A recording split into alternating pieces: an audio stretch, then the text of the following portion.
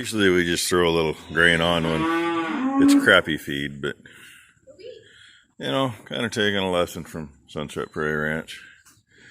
I'll throw some of this ground oats and pellets mixed up on here because the yearlings have had no grain since they went on a pasture because none of them ever came in for it. They had the creek for water, so they didn't come back up. And they still need it. They're still growing. Well, some of these are only about 850 pounds. Is who limping? Him? No, he don't look like he's limping to me. Yeah. Yeah, that's the 2-year-old's baby there. So, a bucket full on each one of those is enough for now. Part of them ain't smart enough to go eat it. Of course, I guess the dogs were in the way. She's yelling at the dogs and I'm standing here. So.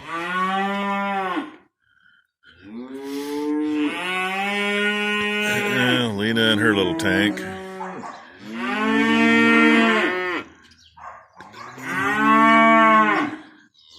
Feed them good feed, they stand there and complain and don't even go look at it.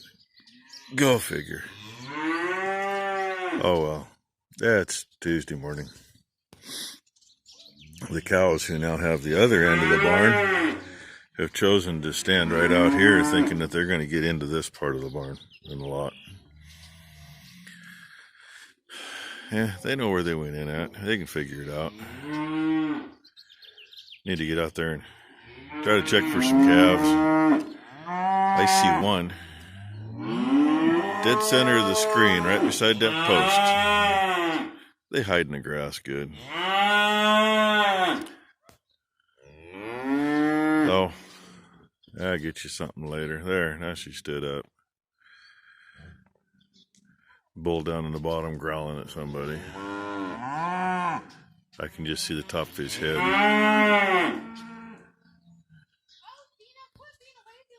So, anyway, we'll find you something for today. I think we're going to get some hay from the neighbors today. And I've only got enough left in the main barn here to feed those pregnant cows tonight. So, gotta do something. Something besides listening to this one whine like a baby.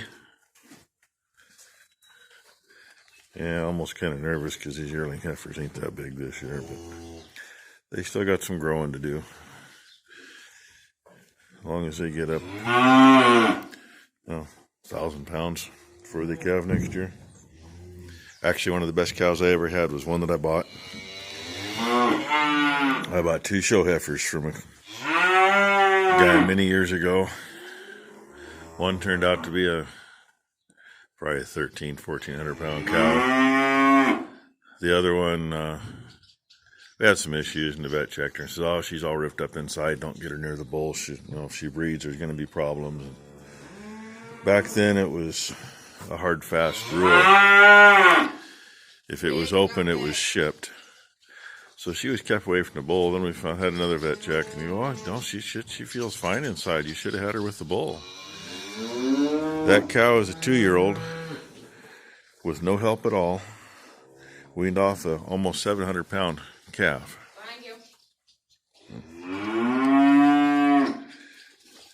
And she didn't have a very big udder. Literally, I could cup her whole udder in my hand, but her udder was always rock solid.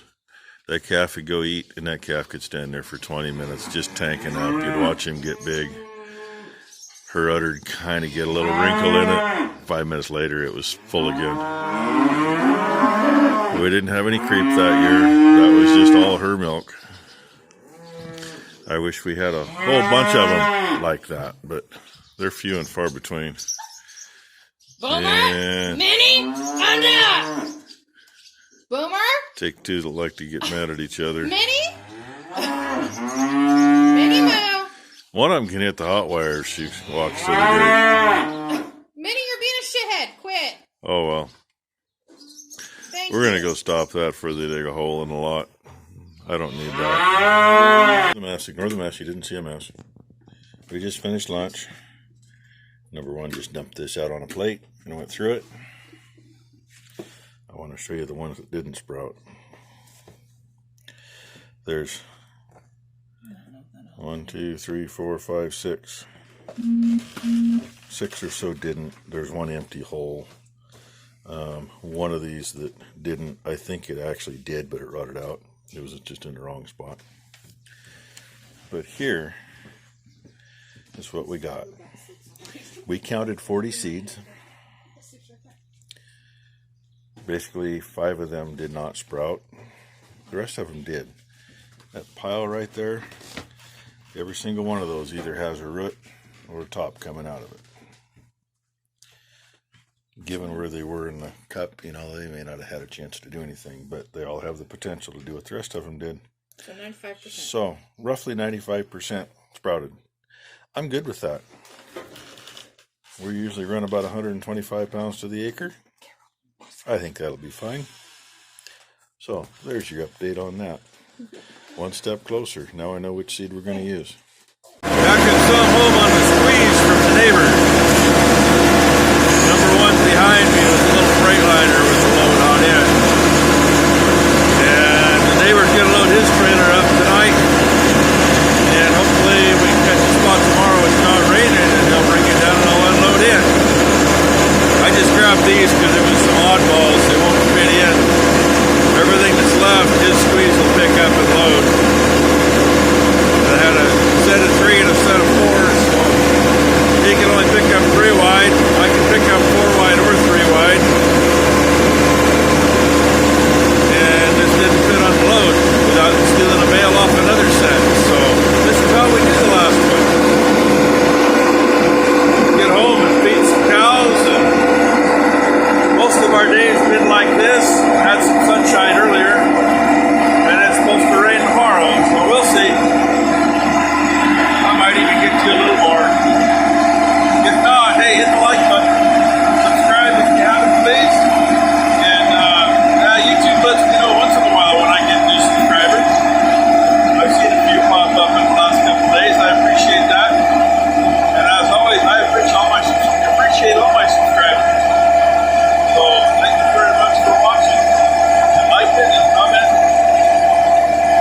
I'm still trying to figure out where this ride is going to go. Come the 8th of June, it'll be a year on this ride, and we'll see what's going on then. But I got to have my hands for the controls, so I'll get her up to watch later.